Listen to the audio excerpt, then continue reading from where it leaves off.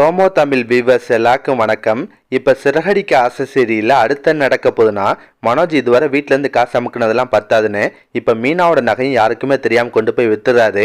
அவங்க இதுக்கு விஜயாவும் உதவி செய்கிறாங்க. கடைசியாக இந்த விஷயம் வீட்டில் இருக்க எல்லாருக்குமே தெரிய வந்து மனோஜும் விஜயாவும் எல்லாரும் முன்னாடி அசிங்கப்பட போகிறாங்க. இந்த சீன்லாம் அடுத்தடுத்த எபிசோடில் வரப்போகுது. இன்னைக்கு என்ன நடந்துச்சுன்னா, மனோஜ் கடைக்கு 2 பேர் நல்லா டீசெண்டாக ட்ரெஸ் பண்ணிட்டு வராங்க. மனோஜ் கடையில் பல்காக ஆர்டர் பண்ணுறாங்க. அவங்க 5 ஃப்ரிட்ஜு, 5 வாஷிங் மிஷின், 5 ஏசின்னு சொல்லிட்டு பயங்கரமாக ஆர்டர் பண்ணுவாங்க. அதெல்லாம் பார்த்து மனோஜ் ரொம்ப சந்தோஷப்படுறாரு. கடைசியாக பில்லு போடும்போது தாங்க ஒரு ட்விஸ்ட் வருது. ஆமாங்க, 2 பேர் சொல்கிறாங்க பில்லெல்லாம் ஒன்றும் போட வேணாம், காசை வாங்கிட்டு பொருளை மட்டும் தாங்கன்னு சொல்கிறாங்க. மனோஜ் ஏன்னு கேள்வி கேட்பாரு. அப்போ அவங்க சொல்கிறாங்க, இது கருப்பு பணம், இதில் பில்லு போட்டால் தேவையில்லா சிக்கல்லாம் வரும், அதனால் காசை வாங்கிட்டு பொருளை மட்டும் தாங்கன்னு சொல்கிறாங்க. மனோஜ் லைட்டாக தயங்குவார். உடனே அவங்க என்ன பண்ணுறாங்க, சரி விடுங்க நாங்கள் வேற கடையை பார்த்துக்கோன்னு சொல்லிட்டு கிளம்ப போகிறாங்க. மனோஜுக்கு லைட்டாக ஷாக் ஆகுது. இப்போ மனோஜ் பெரிய வியாபாரம் கையை விட்டு போகக்கூடாதுன்றதுக்காக பில்லே போடாமல் பொருளை கொடுத்துறாரு. காசை மட்டும் வாங்கி கல்லால் போட்டுறாரு. அதோட தாங்க நீ சீரியலை முடிச்சிருந்தாங்க. இதுக்கப்புறம் நடக்க வாய்ப்பு இருக்குன்னா, ஒன்று மனோஜ் கடைக்கு போலீஸ் வருவாங்க, இல்லை வருமான வரித்துறையிலேருந்து வருவாங்க. அதாங்க ஐடி ஆஃபீஸர்ஸ் அவங்க வராங்க. மனோஜ் கடையை செக் பண்ணுன்னு சொல்கிறாங்க. மனோஜ் கண்டிப்பாக காரணம் கேட்பாரு. அப்போ அவங்க சொல்கிறாங்க, உங்கள் கடையில் கள்ள நோட்டு இருக்குன்னு நாங்கள் கேள்விப்பட்டோம், அதான் செக் பண்ண வந்திருக்கோம்னு சொல்கிறாங்க. மனோஜுக்கு லைட்டாக ஷாக் ஆகுது. லாஸ்ட்டாக அந்த சீன் எங்கே போய் முடியும்னா, மனோஜ் கடையில் கல்லாப்பட்டியில் ஒரு 4 லட்ச ரூபா பணம் இருக்குல்ல, அதை வந்தவங்க பார்த்துருவாங்க. என்ன இவ்வளோ காசு இருக்குது, ஏது இவ்வளோ பணம்னு கேட்பாங்க. மனோஜ் என் கடையில் வியாபாரமான காசுன்னு சொல்லுவார். உடனே அவங்க அப்படி என்ன பொருளெல்லாம் விற்றீங்க, எங்கள் பில்லை காட்டுங்கன்னு கேட்பாங்க. மனோஜிட்ட தான் பில்லே இல்லையே, அதனால் திருத்துன்னு முழிக்கிறாரு. கடைசி அவங்க மனோஜை மிரட்ட ஆரம்பிச்சிடறாங்க. இந்த பணம் எல்லாமே கள்ள நோட்டு, என்ன கள்ள நோட்டை மாற்றிட்டு இருக்கே அப்படி இப்படின்னு மிரட்டுறாங்க. இப்போ மனோஜ் உண்மையிலே பயந்துறாரு.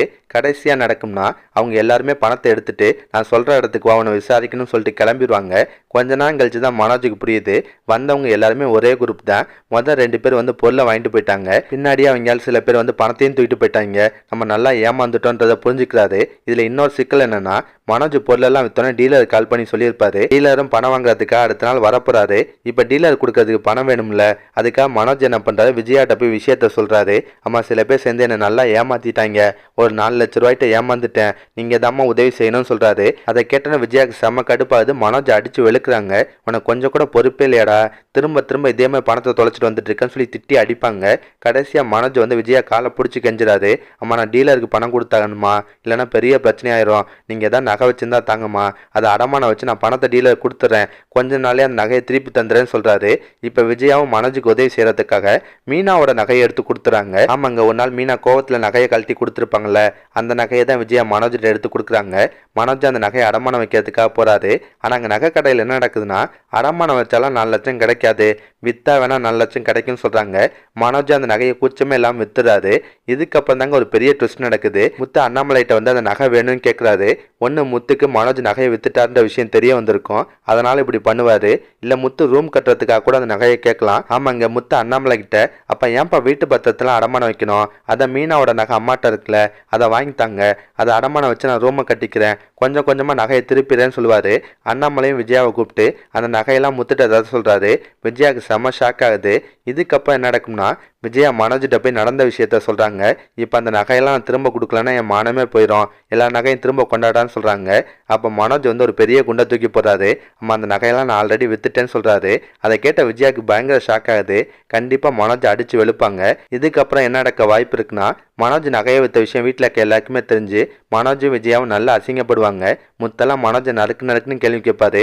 ஏன் பொண்டாட்டி நகையை கொண்டு போய் விற்றுருக்க, உனக்கு அசிங்கமா இல்லையான்னு சொல்லி நாக்க பிடுங்கம்மா கேட்பாரு. இந்த மாதிரி சீன்லாம் நாளைக்கு வரத்துக்கு வாய்ப்பு இருக்குங்க. நாளைக்கு 2 மணி நேரம் எபிசோடு இருக்குது. என்ன நடக்குன்னு வெயிட் பண்ணி பார்ப்போம். எபிசோடு வந்தோன்னே கண்டிப்பாக ஒரு ரிவ்யூ வீடியோ போடுறேன். இதெல்லாம் பற்றி உங்கள் கருத்தை நான் மறக்காமல் கமெண்ட்டில் சொல்லுங்கள். இந்த வீடியோ பிடிச்சினா ஒரு லைக்கை தட்டுங்க. நம்ம சேனல் ப்ரோமோ தமிழ் ரிவ்யூ இதுவரை சப்ஸ்கிரைப் பண்ணலாம், ப்ளீஸ் சப்ஸ்கிரைப் பண்ணிக்கோங்க.